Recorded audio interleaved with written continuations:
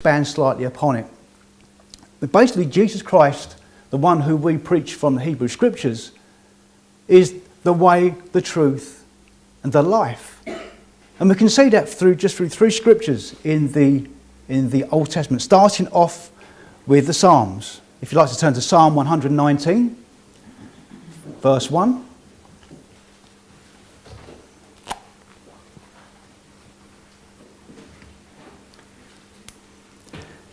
Now, Psalm 119 is a celebration of the law, the celebration of Torah.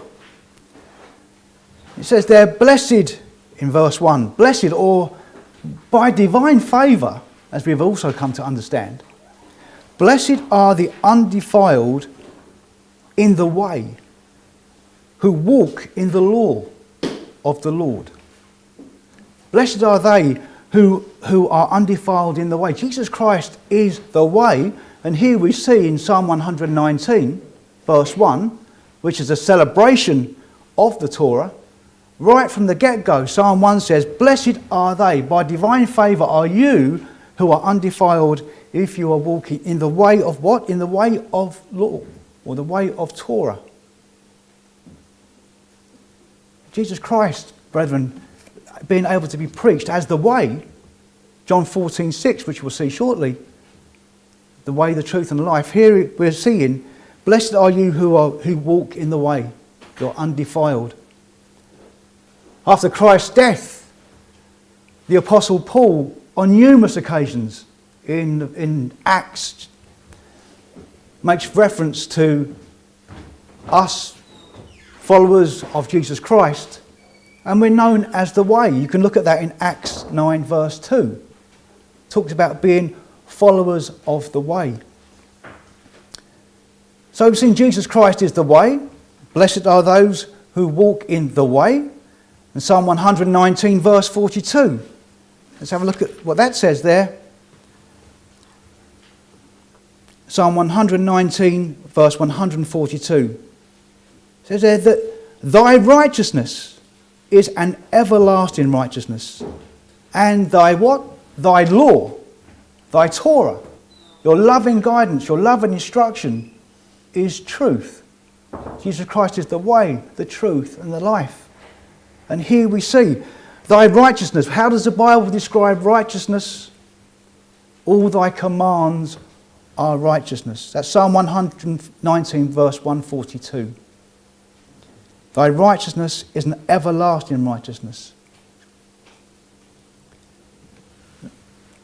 Then we look at Proverbs 13 verse 14.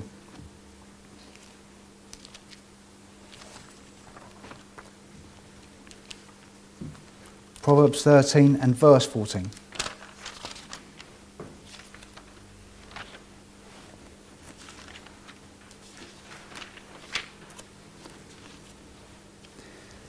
He says they're the law of the wise, the Torah, the love and instruction, the guidance from God that come of the wise is a fountain of life.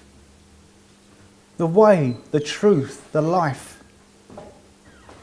The law of the wise is a fountain of life to depart from the snares of death. In him, in John chapter 1 verse 4, we see he is life. Jesus Christ, John 1 verse 4. He is life. So let's look at John 14 verse 6. Just to re-emphasize what we're talking about here.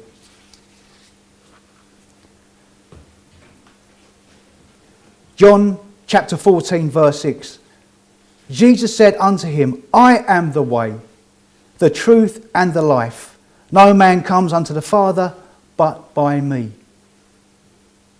I am the way, the truth and the life. And Psalm 119 verse 1, Psalm 119 verse 142 and Proverbs 13 verse 14 all show the way, the truth and the life. But in the middle of all of that, you'll see the word law. You'll see the word Torah. Jesus Christ is the Torah personified. He is law personified. He is loving guidance personified. And we know in Matthew 5 verse 17, it says he didn't come away to do with the law. He didn't come away to do with the Torah. He didn't come to do away with loving guidance. He didn't come to do away with loving instruction. He didn't come to do away with anything, brethren. He is the way. He didn't come to do away with anything that he said. He said, follow me. I am the way. I am the truth. And that is from the Hebrew Scriptures as well, as we've seen. And we're preparing for Passover, brethren.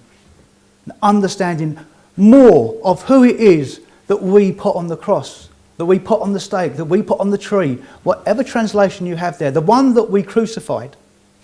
We need to understand more of who it is that we crucified, what he was like. And we won't go over old ground, but we've gone through quite a few of his characteristics from the Hebrew Scriptures. But he says he is the way, the truth and the life. And we've seen just from Psalms and Proverbs, just 3 simple scriptures. The way, the truth and the life. And the embodiment of the law is Jesus Christ. So brethren, as we prepare for Passover, please be mindful. And we lead busy lives. Every single one of us here. Even if we retire, some people that are retired are more busy than they've ever been. But we lead very, very busy lives, brethren.